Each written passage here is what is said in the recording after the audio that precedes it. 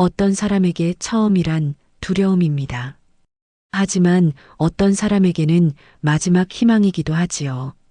36살 정경민은 오늘 자신의 모든 것을 차 트렁크에 싣고 강원도 깊은 산골로 향하고 있습니다. 뒷좌석에는 7살 아들 지우가 창밖을 내다보며 작은 손으로 유리창을 톡톡 두드리고 있습니다. 엄마, 저기 구름이 산을 먹고 있어요. 경민은 백미러로 아들의 얼굴을 바라봅니다. 아이의 눈빛만큼은 여전히 맑습니다. 그 맑음이 깨지지 않게 하려고 그녀는 이 먼 길을 선택했습니다. 과연 이곳에서 그녀는 다시 시작할 수 있을까요? 아니면 또다시 무너질까요? 정경민은 원래 서울에서 잡지사 에디터로 일했습니다. 패션과 라이프 스타일을 다루는 화려한 세계 속에서 그녀는 꽤 유능한 사람으로 통했지요. 정확한 문장력과 감각적인 편집 능력으로 여러 특집 기사를 성공시켰고 그녀가 만든 지면은 늘 화제가 되었습니다. 결혼도 그렇게 화려한 세계의 일부처럼 시작되었습니다. 남편 민주는 건축사무소를 운영하는 사람이었고 둘은 한 프로젝트 인터뷰에서 처음 만났습니다. 대화가 잘 통했고 서로의 감각을 존중했으며 무엇보다 함께 있을 때 편안함을 느꼈습니다. 그렇게 믿었습니다. 결혼 3년 차 지우가 태어나고 나서 균열이 시작되었습니다. 민주는 점점 더 늦게 귀가했고 경민은 육아와 일을 병행하며 지쳐갔습니다. 서로를 탓하는 대신 침묵을 택했고 그 침묵은 점점 더 깊어져만 갔지요. 그리고 작년 가을 경민은 우연히 남편의 휴대폰에서 메시지를 보게 됩니다. 다른 여자와 나눈 도저히 오해할 수 없는 내용이었습니다. 민주는 변명하지 않았고 경민은 울지 않았습니다. 미안해. 나도 모르게 이렇게 됐어. 모르게 된 일이면 책임도 없다는 거예요? 대화는 거기서 끝났습니다. 이혼 절차는 생각보다 빨리 진행되었습니다. 경민은 양육권을 가져갔고 민주는 매달 일정 금액을 보내기로 했습니다. 서류상으로는 깔끔하게 정리되었지만 마음은 그렇지 못했지요. 회사 사람들의 시선이 달라졌습니다. 동정 어린 눈빛 혹은 호기심 가득한 질문들. 경민은 점점 더 사무실에 있는 것이 힘들어졌습니다. 지우는 유치원에서 아빠는요? 라는 질문에 어떻게 대답해야 할지 몰라 입을 다물게 되었습니다. 그때 경민은 깨달았습니다. 이곳에서는 다시 시작할 수 없다는 것을요. 이 이야기가 마음에 드신다면 구독과 좋아요 버튼으로 응원해 주세요.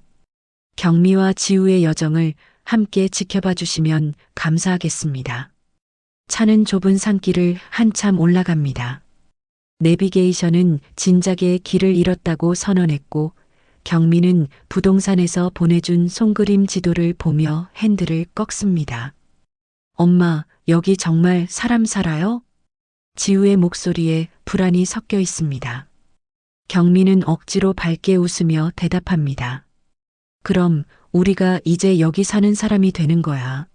마을 입구에는 청송리라는 작은 표지판이 서 있습니다. 한 30여 가구쯤 될까요? 기와지붕 집들이 산자락을 따라 옹기종기 모여 있습니다. 10월의 햇살이 붉게 물든 단풍나무 사이로 쏟아지고 어디선가 장작 타는 냄새가 바람을 타고 흘러옵니다. 경미가 빌린 집은 마을 중간쯤에 위치한 단층 한옥입니다. 낡았지만 구조는 튼튼해 보이고 작은 마당에는 감나무 한 그루가 서 있습니다. 주렁주렁 매달린 홍시가 햇빛을 받아 반짝입니다. 와, 엄마, 감이다.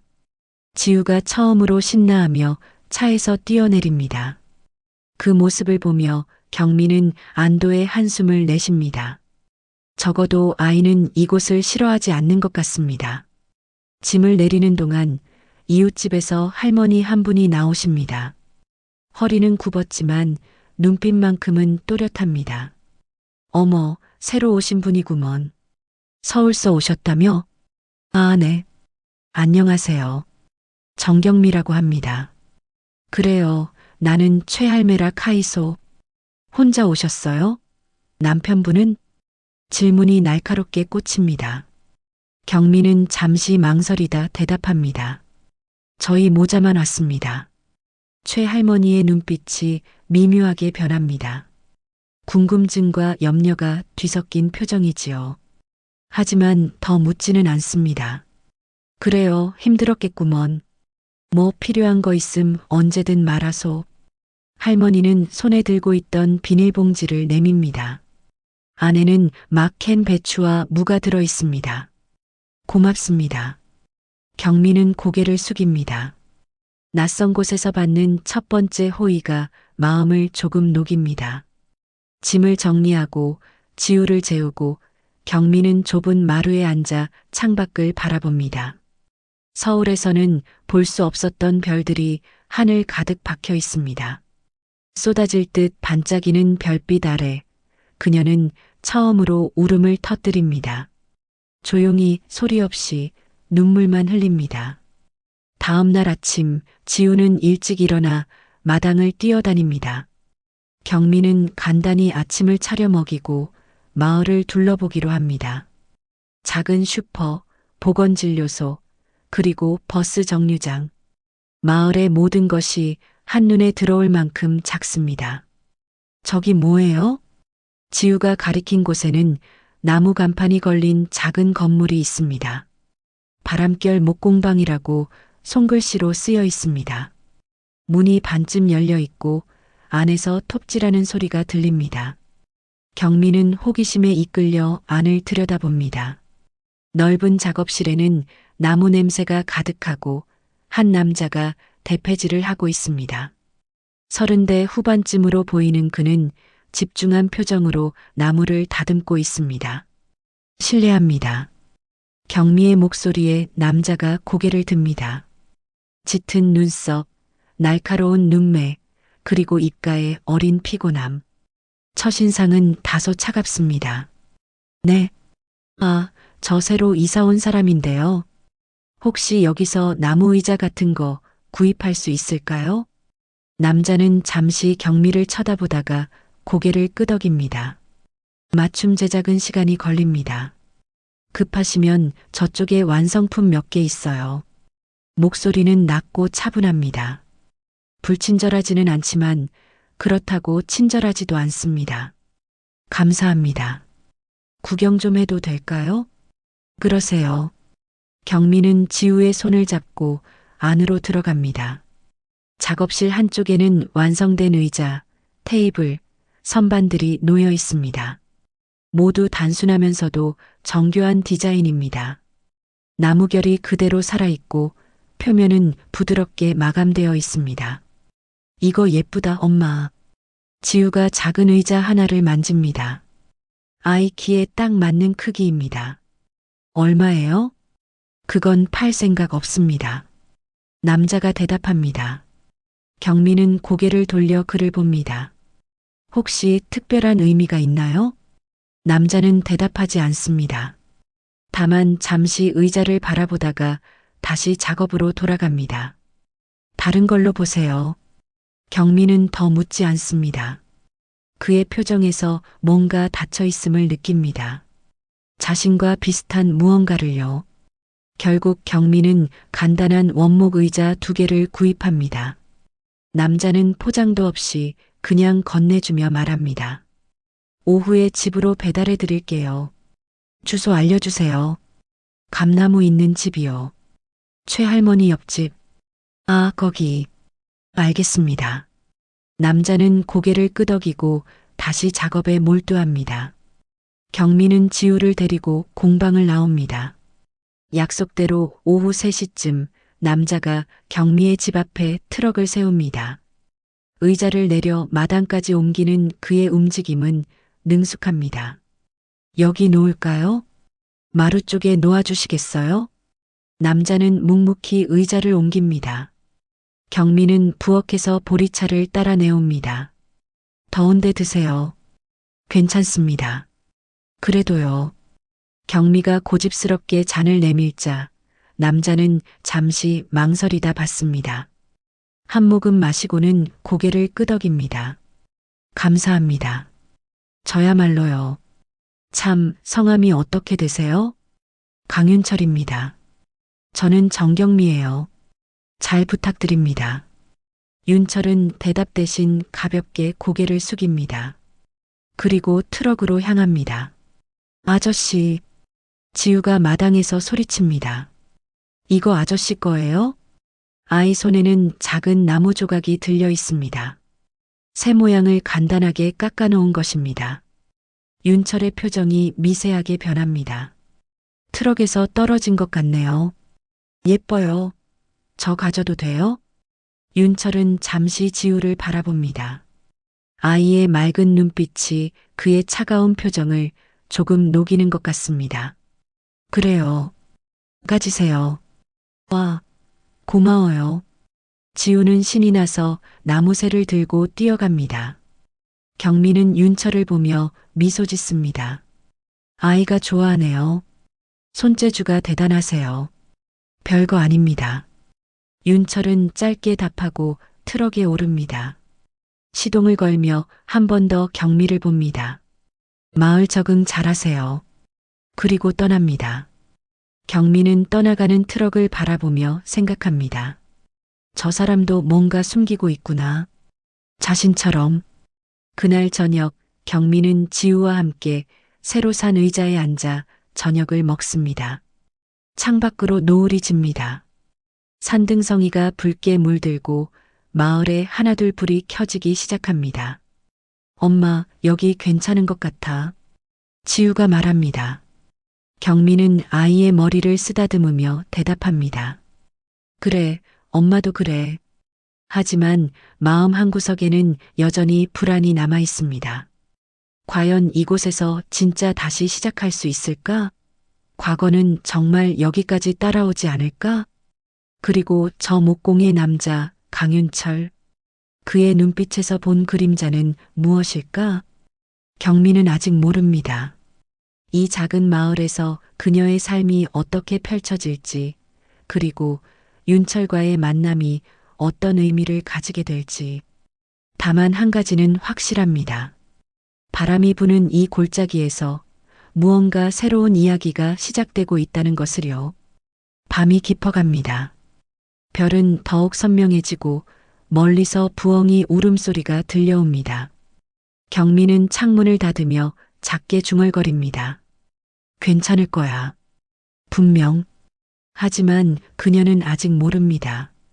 마을 사람들의 시선, 윤철의 과거, 그리고 곧 나타날 예상치 못한 인물이 그녀의 평온을 흔들게 될 것이라는 것을요. 마을에 온 지 2주가 지났습니다. 경미는 매일 아침 지우를 마을 버스 정류장까지 데려다 줍니다. 읍내 초등학교까지는 버스로 40분이 걸리지요. 아이를 보내고 돌아오는 길, 마을 사람들의 시선이 느껴집니다.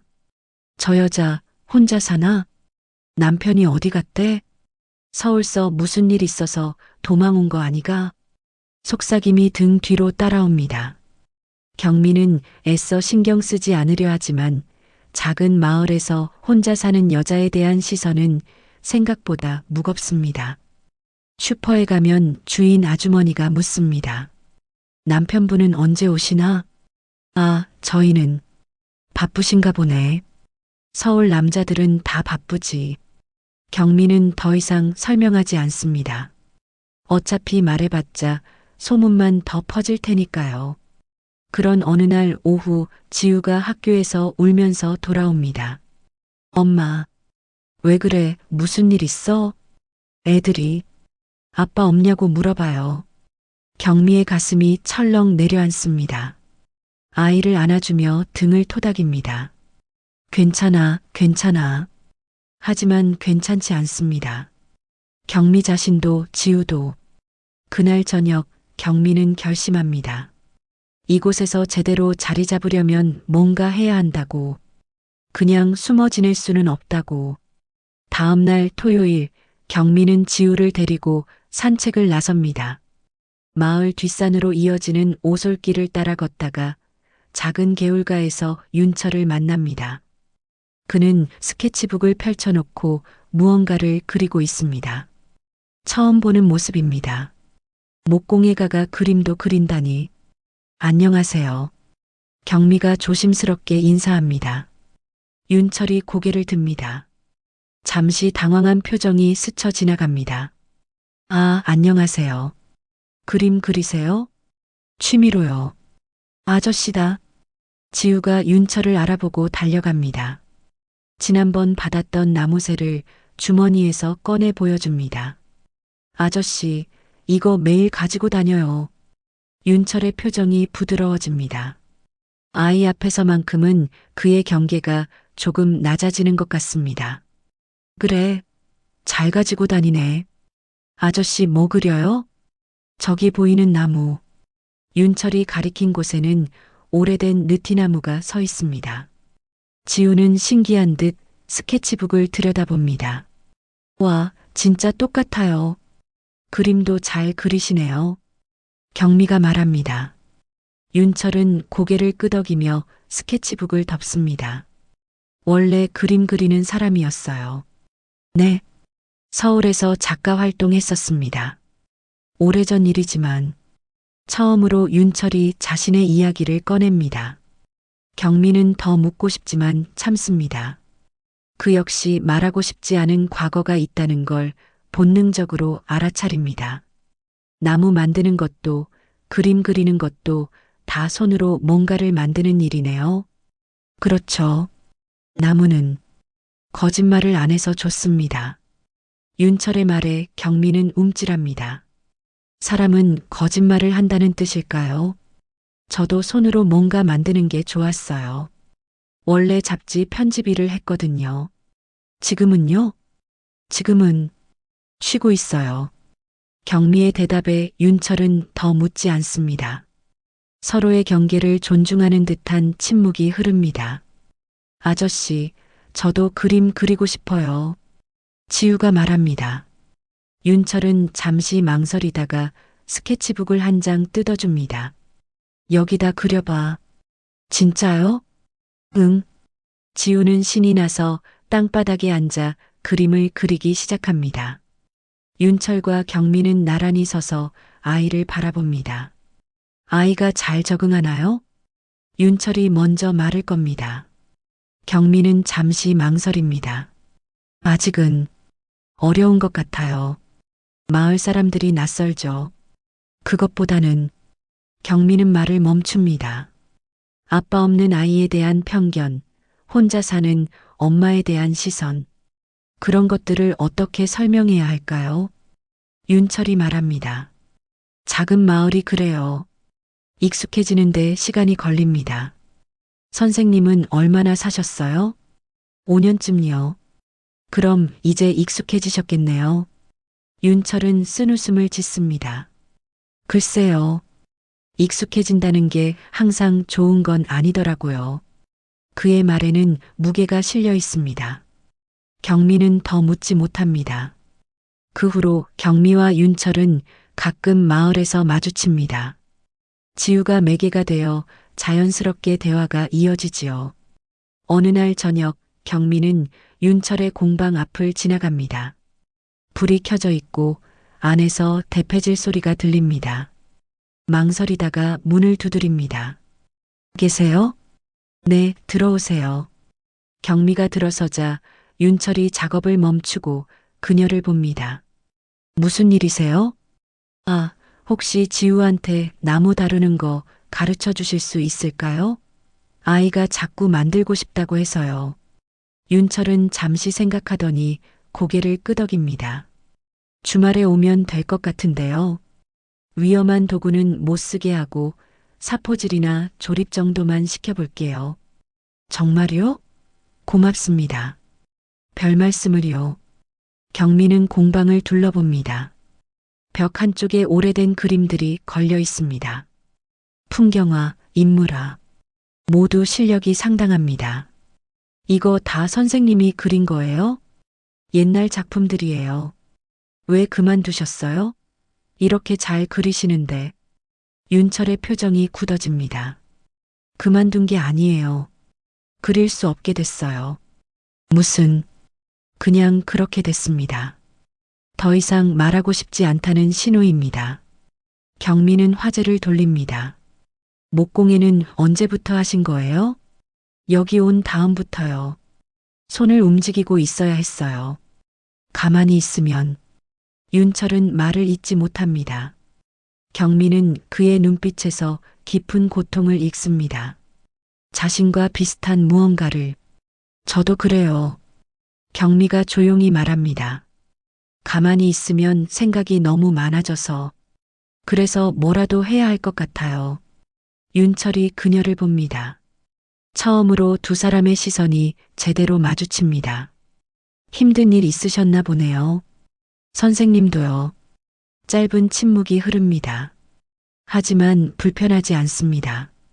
서로의 상처를 인정하는 침묵입니다. 차 한잔 할래요? 윤철이 먼저 제안합니다. 경미는 놀라지만 고개를 끄덕입니다. 네, 좋아요. 작은 테이블에 마주 앉아 따뜻한 차를 마십니다. 윤철이 직접 말린 허브차라고 합니다. 향이 좋네요. 산에서 캔 거예요. 라벤더하고 레몬밤. 여기서 다 구할 수 있어요? 텃밭에 심어놨어요. 혼자 살다 보니 이것저것 하게 되더라고요. 저도 배워야겠어요. 혼자 사는 거. 경미의 말에 윤철이 눈썹을 올립니다. 이혼하셨어요? 직설적인 질문입니다.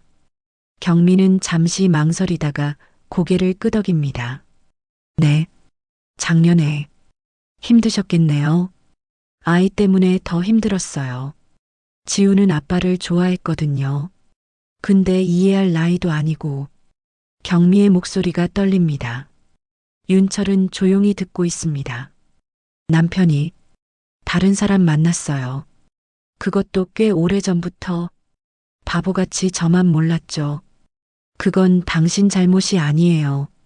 알아요. 머리로는 알아요. 근데 마음이.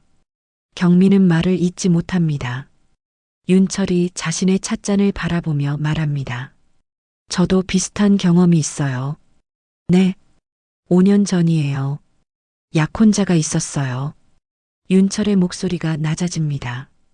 그 사람도 화가였어요. 함께 전시도 하고 작업실도 같이 쓰고 꿈 같은 시간이었죠. 무슨 일이 있었어요? 사고였어요.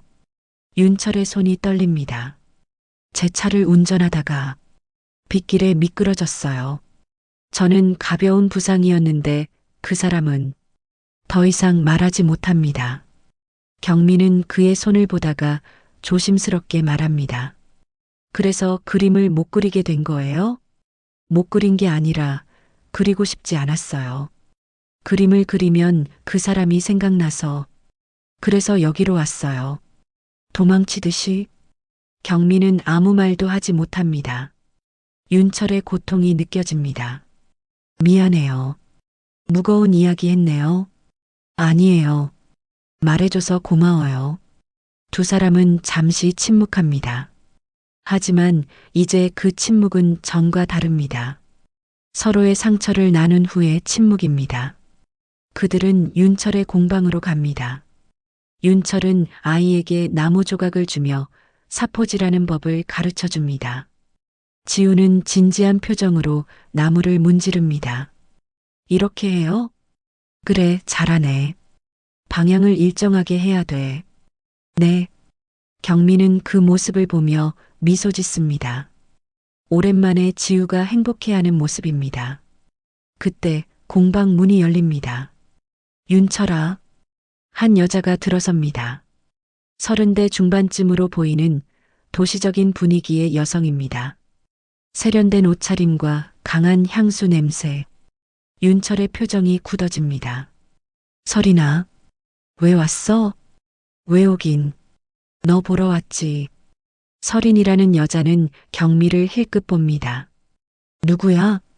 마을에 새로 온 분이에요. 윤철의 목소리가 차갑습니다. 설이는 비웃듯 웃습니다.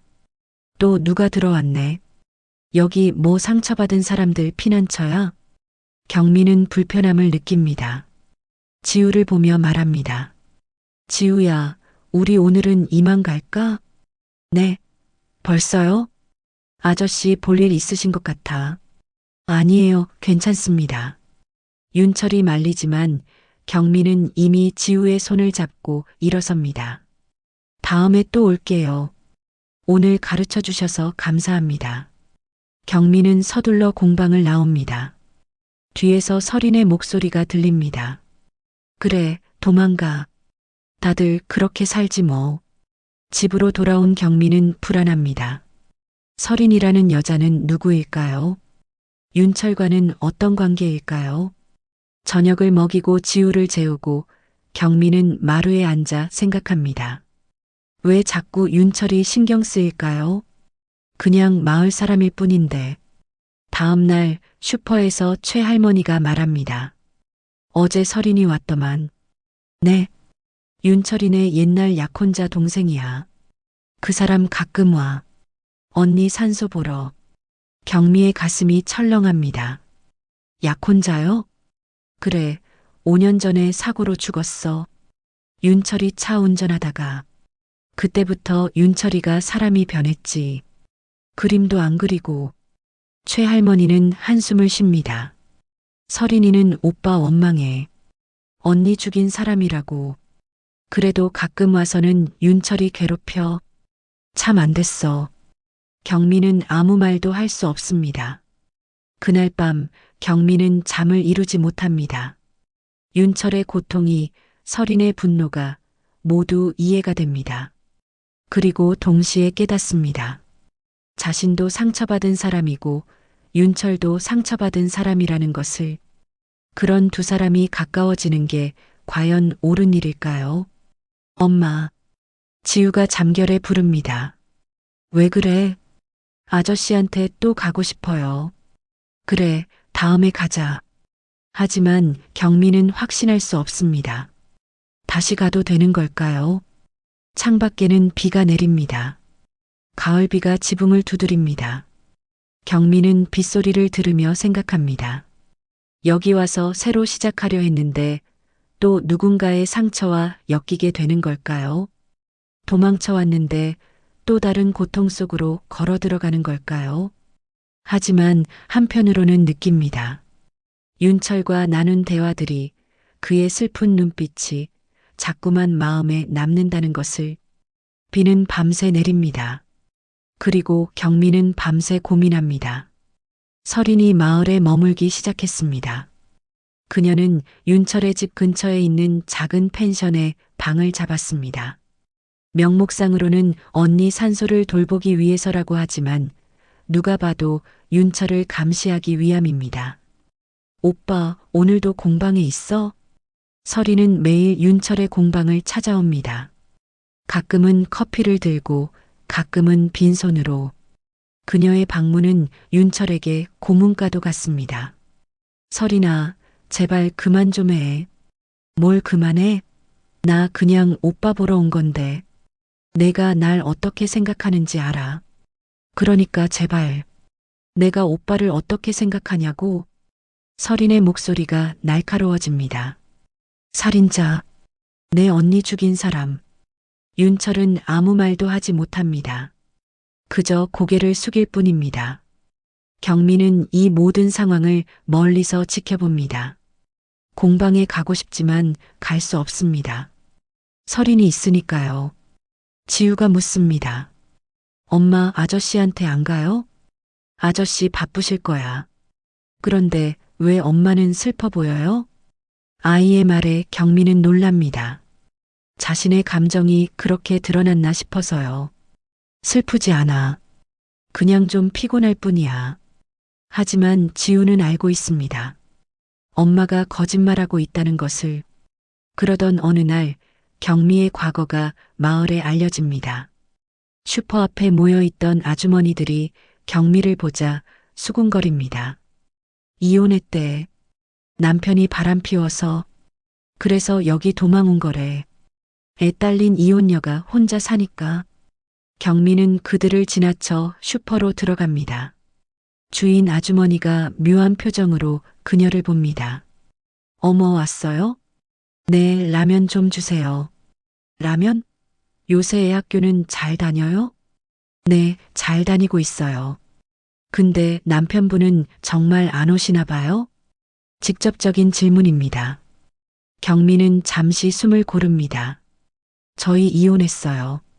그래서 혼자 왔습니다. 어머, 그래요? 몰랐네. 그럼 혼자 애 키우는 거네?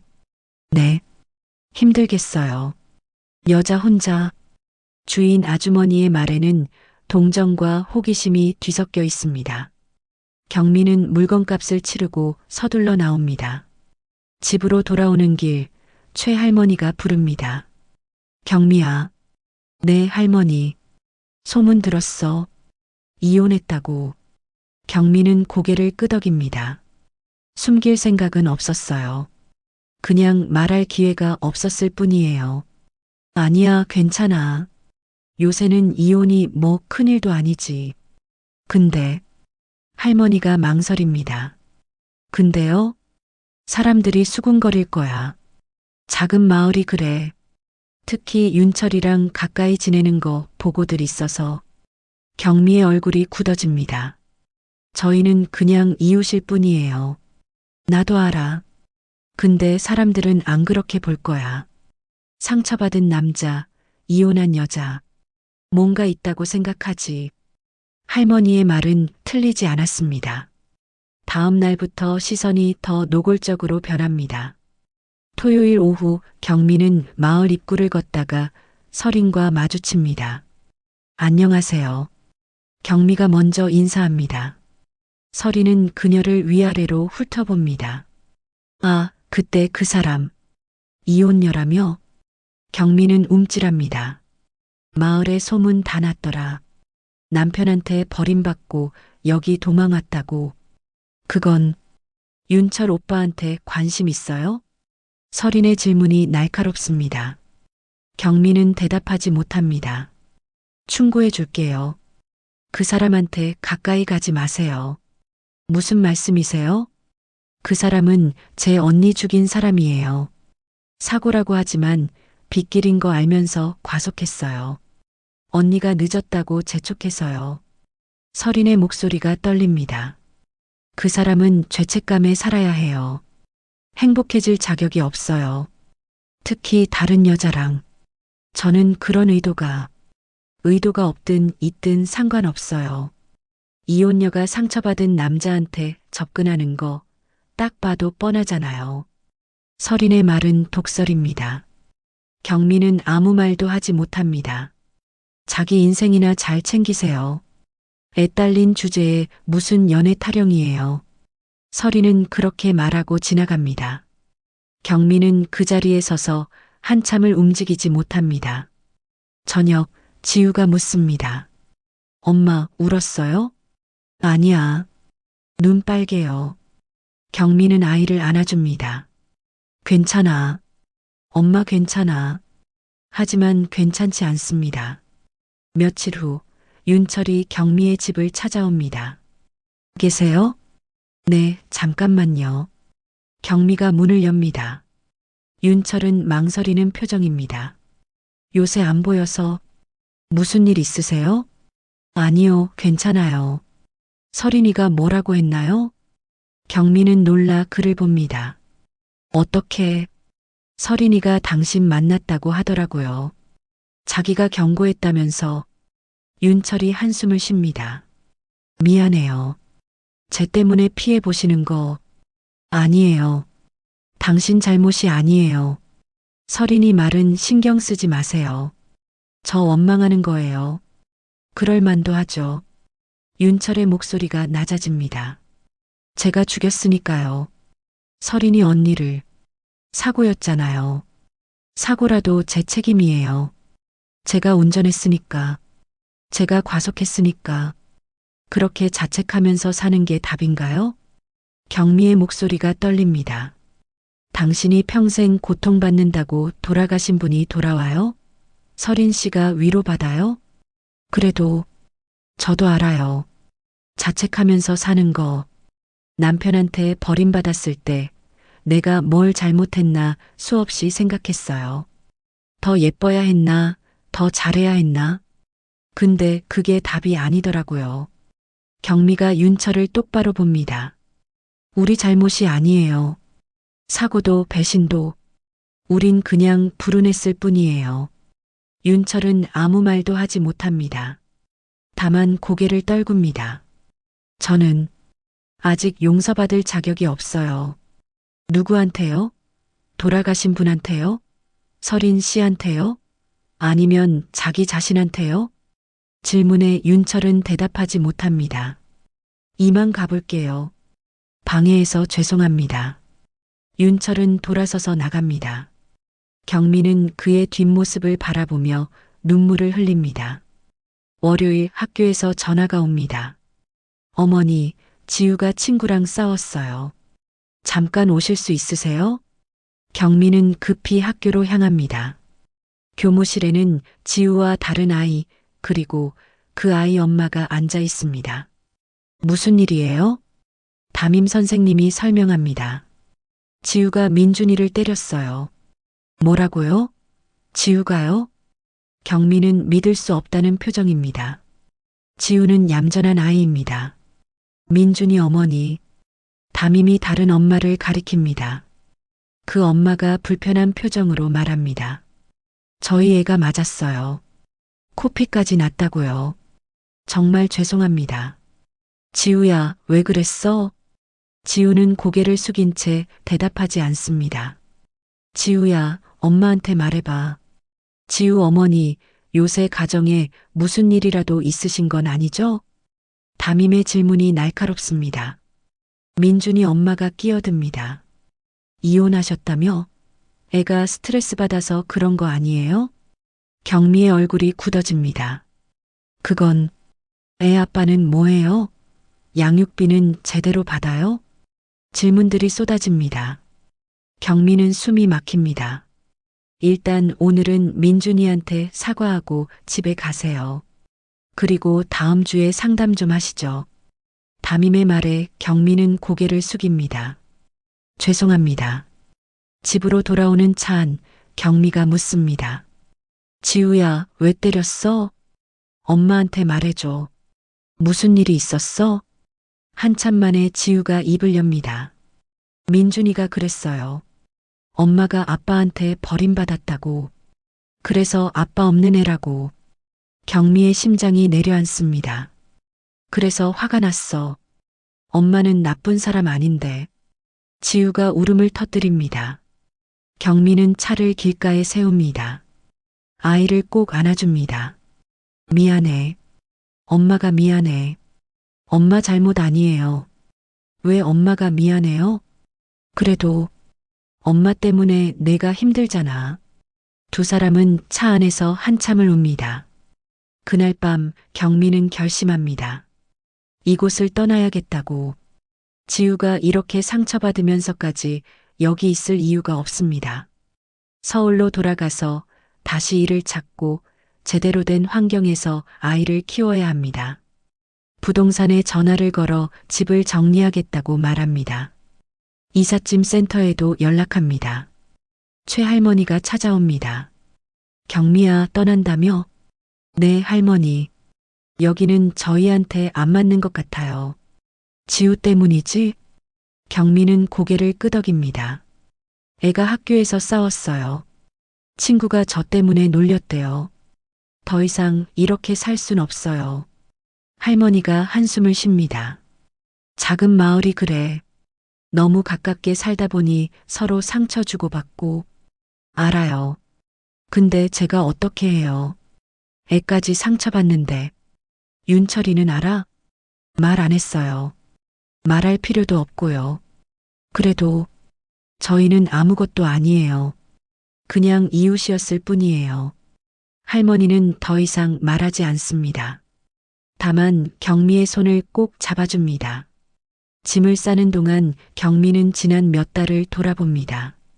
이곳에서의 시간들, 윤철과의 대화들, 지우의 웃음들, 모두 소중했지만 이제는 끝낼 때가 된 것 같습니다.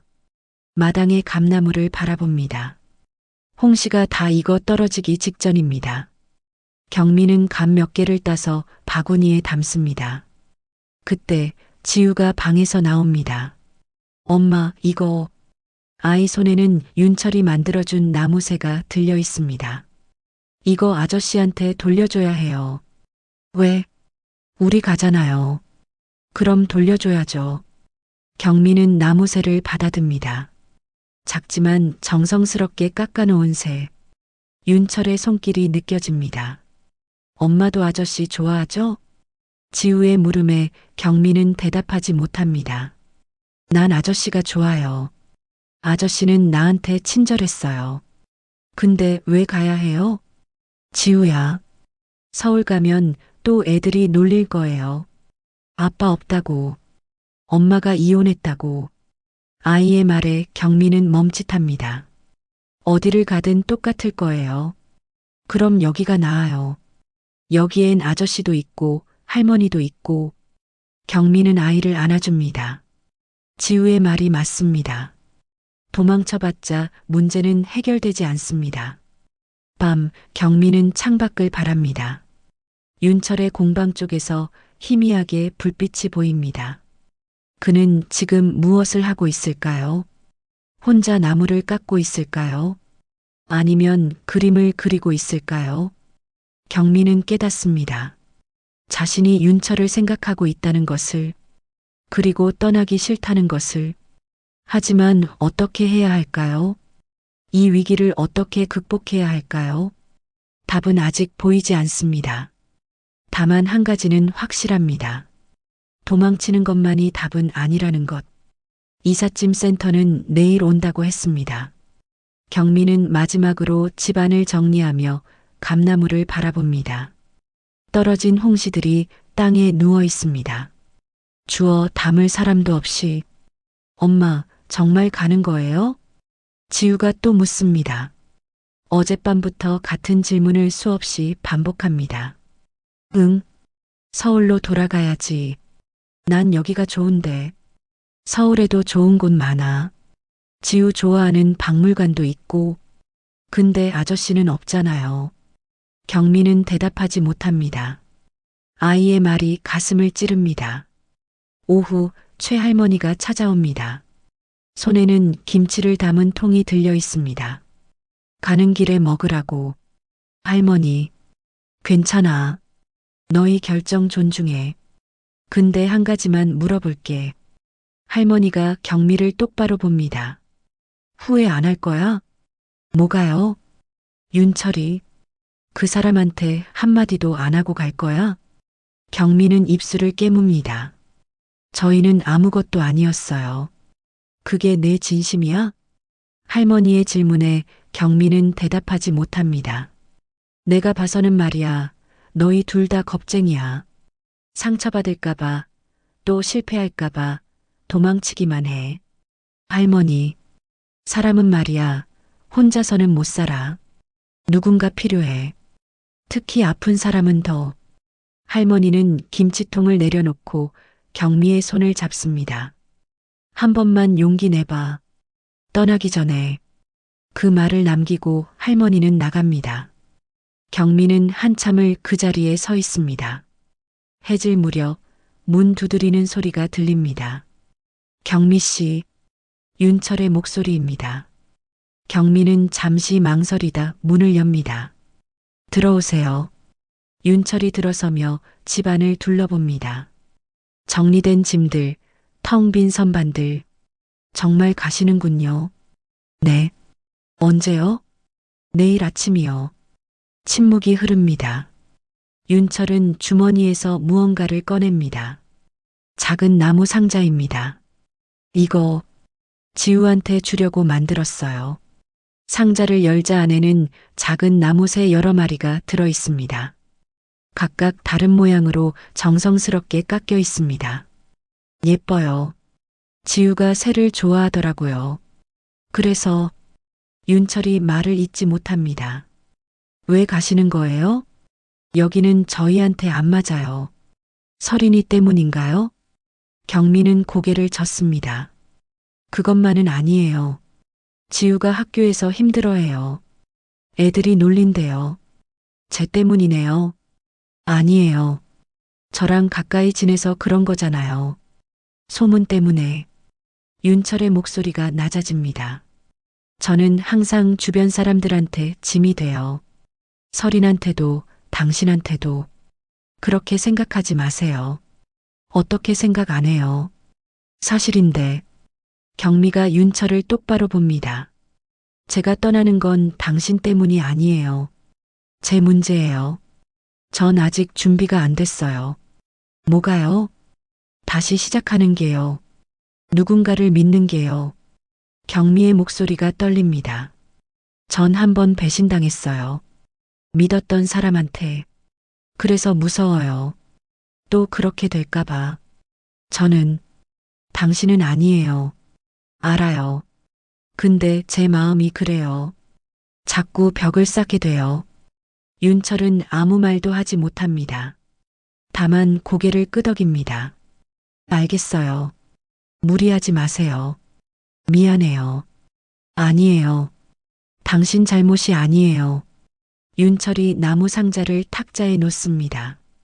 지우한테 잘 전해주세요. 그리고 그가 경미를 봅니다. 행복하세요. 꼭 그렇게 말하고 윤철은 돌아섭니다. 경미는 그를 붙잡고 싶지만 참습니다. 문이 닫히는 소리, 멀어지는 발자국 소리. 경미는 그 자리에 주저앉아 울음을 터뜨립니다. 그날 밤 늦게 경미는 마을을 한 바퀴 걷습니다. 마지막으로 이곳을 보고 싶어서입니다. 마을 입구 정자에서 누군가 담배를 피우고 있습니다. 설인입니다. 또 당신이네요. 설인이 말합니다. 경미는 멈춰섭니다. 내일 떠난다며? 네. 잘 됐네요. 이제 윤철 오빠도 조용히 살 수 있겠어요. 경미는 대꾸하지 않습니다. 설인이 담배를 끄며 말합니다. 근데 한 가지 물어볼게요. 네. 당신 내 오빠 좋아했죠? 경미는 대답하지 못합니다. 설인이 쓴웃음을 짓습니다. 표정 보니까 맞네. 그럼 왜 가요? 그건 겁나서? 또 상처받을까봐? 설인의 목소리에 자조가 섞여 있습니다. 저도 그래요. 제 언니 잃고 나서 누구도 믿지 못하겠어요. 특히 윤철 오빠는 그 사람 잘못이 아니에요. 알아요. 머리로는 알아요. 설인이 고개를 숙입니다. 사고였다는 거, 오빠가 일부러 그런 게 아니라는 거. 근데 마음이 안 그래요. 누군가를 원망해야 견딜 수 있어요. 경미는 처음으로 설인의 고통을 이해합니다. 오빠가 행복해지는 걸 보면 화가 나요. 내 언니는 죽었는데. 근데 또 한편으로는 설인의 목소리가 떨립니다. 오빠가 평생 그렇게 죄책감에 시달리는 것도 보기 힘들어요. 언니도 원하지 않을 텐데. 그럼 왜 계속 그를 괴롭혀요? 모르겠어요. 그냥 그래야만 할 것 같아서. 설인이 울먹입니다. 경미는 조심스럽게 다가가 그녀 옆에 앉습니다. 저도 잘 모르겠어요. 뭐가 옳은지. 우린 참 비슷하네요. 네. 상처받은 거. 그래서 누구도 가까이 못 오게 하는 거. 설인의 말에 경미는 고개를 끄덕입니다. 근데 당신 진짜 가면 후회할 거예요. 왜요? 오빠 같은 사람 흔하지 않아요. 착하고 성실하고 누구보다 자기 자신한테 가혹하지만. 설인이 경미를 봅니다. 당신이 그 사람 좀 구해줘요. 저는 못하겠어요. 경미는 놀라 설인을 봅니다. 제가요? 네. 전 너무 아파요. 그 사람 보면 언니 생각나서. 근데 당신은 다르잖아요. 설인이 일어서며 말합니다. 생각해보세요. 진짜로. 그리고 그녀는 어둠 속으로 사라집니다. 경미는 밤새 잠을 이루지 못합니다. 설인의 말이, 할머니의 말이, 윤철의 표정이 계속 떠오릅니다. 새벽, 지우가 잠결에 말합니다. 엄마, 아저씨. 경미는 아이의 얼굴을 바라봅니다. 평온한 잠든 얼굴. 이 아이를 위해서라면 무엇이든 할 수 있습니다. 심지어 자신의 두려움과 맞서는 것도. 아침 7시 경미는 결심합니다. 지우를 깨웁니다. 지우야. 엄마. 벌써 가요? 아니. 안 가. 네. 우리 여기 남을 거야. 지우의 눈이 커집니다. 정말요? 응. 엄마가 생각을 다시 했어. 도망치는 게 답이 아니더라. 와. 지우가 경미를 안아줍니다. 경미는 아이를 꼭 안으며 다짐합니다. 이번에는 용기를 내보자고. 이삿짐 센터에 전화를 걸어 취소한다고 말합니다. 그리고 부동산에도 연락합니다. 계속 살 거예요. 전화를 끊고 경미는 윤철의 공방으로 향합니다. 공방 문은 잠겨 있습니다. 윤철은 안에 있지 않습니다. 최할머니가 지나가다 말합니다. 윤철이 뒷산 갔어. 아침 일찍 가더라. 경미는 지우의 손을 잡고 뒷산으로 향합니다. 오솔길을 따라 올라가니 개울가가 보입니다. 윤철이 거기 있습니다. 스케치북을 펼쳐놓고 그림을 그리고 있습니다. 아저씨. 지우가 먼저 소리칩니다. 윤철이 고개를 듭니다. 놀란 표정입니다. 지우? 경미 씨? 떠나신 줄. 안 가기로 했어요. 경미가 말합니다. 윤철은 붓을 내려놓습니다. 왜요? 겁내지 않기로 했어요. 도망치지 않기로. 경미가 윤철에게 다가갑니다. 저 이혼하고 너무 움츠러들었어요. 다시 다칠까봐, 또 실패할까봐. 근데 그렇게 살면 아무것도 안 되더라고요. 경미 씨, 당신도 마찬가지예요. 과거에 갇혀서 자신을 가두고 계세요. 경미의 목소리가 떨립니다. 우리 함께 용기 내요. 조금씩이라도. 윤철은 경미를 바라봅니다. 그의 눈가에 눈물이 맺힙니다. 저는 자격이 없어요. 누가 정해요? 자격이 있고 없고를. 서린 씨 만났어요. 어젯밤에. 경미가 말합니다. 그 사람도 힘들어해요. 당신만큼이나. 근데 당신이 계속 이렇게 사는 걸 원하지 않을 거예요. 윤철이 고개를 떨굽니다. 모르겠어요. 어떻게 해야 할지. 몰라도 돼요. 저도 몰라요. 그냥 함께 찾아가요. 경미가 손을 내밉니다. 윤철은 한참을 그 손을 바라보다가 조심스럽게 잡습니다. 고마워요. 저야말로요. 지우가 두 사람 사이로 뛰어듭니다. 이제 아저씨 우리 가족이에요? 지우야. 경미가 당황하지만 윤철은 웃으며 아이의 머리를 쓰다듬습니다. 천천히 가자. 서두르지 말고. 그날부터 모든 것이 조금씩 변하기 시작합니다. 윤철은 다시 그림을 그리기 시작합니다. 처음에는 작은 스케치부터, 그리고 점점 더 큰 캔버스로. 경미는 마을 도서관에서 아이들에게 책을 읽어주는 자원봉사를 시작합니다. 처음에는 낯설어 하던 사람들도 점점 그녀를 받아들입니다. 지우는 학교에서 새 친구를 사귀입니다. 그리고 윤철의 공방에서 나무새 만들기를 배웁니다. 서리는 더 이상 마을에 오지 않습니다. 떠나기 전 윤철에게 짧은 편지를 남깁니다. 오빠 미안했어요. 그리고 이제 행복하세요.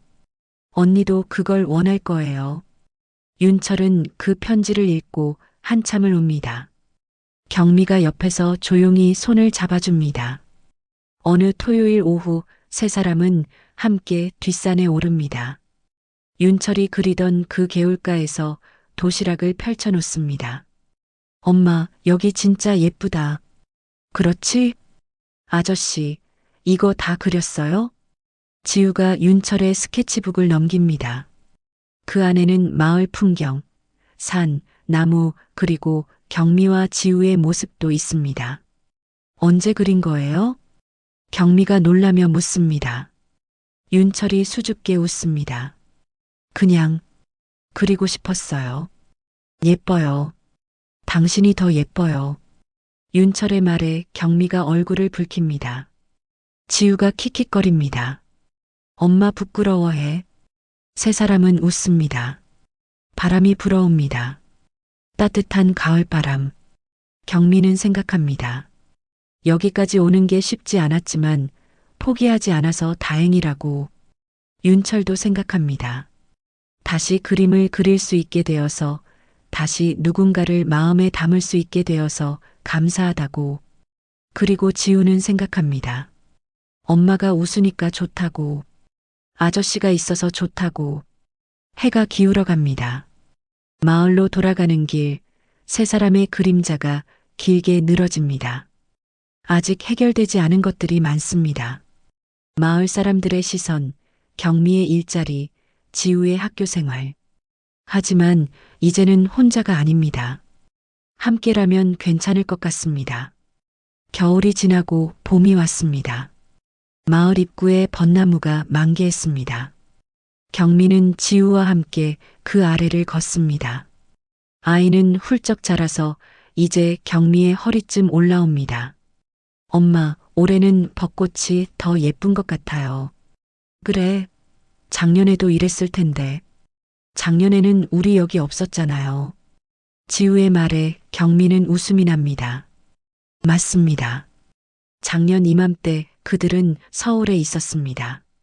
무너진 결혼 생활 속에서. 이제는 다릅니다. 공방에서 윤철이 나옵니다. 손에는 목재 먼지가 묻어 있습니다. 왔어요? 네. 점심 먹으러 왔어요. 경미가 도시락 가방을 들어 보입니다. 윤철이 미소 짓습니다. 예전보다 훨씬 밝은 표정입니다. 고마워요. 안 그래도 배고팠어요. 아저씨, 오늘 뭐 만들어요? 의자. 읍내 카페에서 주문한 거야. 와, 아저씨 진짜 유명해졌다. 지우의 말에 윤철이 머리를 극적입니다. 최근 몇 달 사이 윤철의 작품이 입소문을 타면서 주문이 많아졌습니다. 심지어 서울에서도 문의가 들어옵니다. 세 사람은 공방 안작은 식탁에 둘러앉습니다. 경미가 준비한 김밥과 샌드위치를 나눠 먹습니다. 맛있어요. 그냥 간단하게 싼 건데. 경미 씨가 만든 건 다 맛있어요. 윤철의 말에 경미가 얼굴을 붉힙니다. 지우가 장난스럽게 말합니다. 아저씨, 엄마 칭찬하면 엄마 부끄러워해요. 알아. 그래서 자주 하는 거야. 세 사람은 웃습니다. 평범하지만 소중한 일상입니다. 점심을 먹고 경미는 마을 도서관으로 향합니다. 오늘은 아이들에게 책을 읽어주는 날입니다. 도서관에는 벌써 아이들이 모여 있습니다. 지우도 그중 하나입니다. 선생님, 다들 왔구나. 경미는 자연스럽게 아이들 앞에 앉습니다. 책을 펼치며 이야기를 시작합니다. 오늘은 꽃들에게 희망을이라는 동화를 읽어줄게요. 아이들의 눈이 반짝입니다. 경미는 천천히 또박또박 읽습니다. 6개월 전 처음 이 일을 시작했을 때가 떠오릅니다. 떨리는 목소리로 첫 책을 읽었을 때 아이들은 낯설어했습니다. 경미 자신도 떨렸습니다. 하지만 지금은 다릅니다. 선생님, 다음에는 무슨 책 읽어줄 거예요? 너희가 고르렴. 아이들이 와르르 책장으로 달려갑니다. 경미는 그 모습을 보며 미소 짓습니다. 도서관을 나서는 길, 슈퍼주인 아주머니가 인사합니다. 경미 씨, 오늘도 수고했어요. 감사합니다. 요새 아이들이 경미 씨 이야기를 많이 해요. 선생님이 재밌다고. 정말요? 다행이네요. 처음에는 내가 좀 오해했어요. 미안해요. 아주머니의 솔직한 사과에 경미는 고개를 젓습니다. 괜찮아요. 저도 마음을 닫고 있었으니까요. 이제는 우리 마을 사람이야. 환영해요. 따뜻한 말입니다. 경미는 고맙다고 인사하고 집으로 향합니다. 토요일 오후 읍내 문화센터에서 윤철의 작은 전시회가 열립니다. 그가 6개월 동안 그린 그림들입니다. 마을 풍경, 산, 나무, 그리고 사람들. 와, 이거 우리 마을이다. 관람객들이 감탄합니다. 그림 속에는 마을의 사계절이 담겨 있습니다. 가을의 단풍, 겨울의 눈, 그리고 지금 피어나는 봄꽃. 경미와 지우도 그림 속에 있습니다. 개울가에서 웃고 있는 모습, 손을 잡고 걷는 뒷모습. 이쁘다.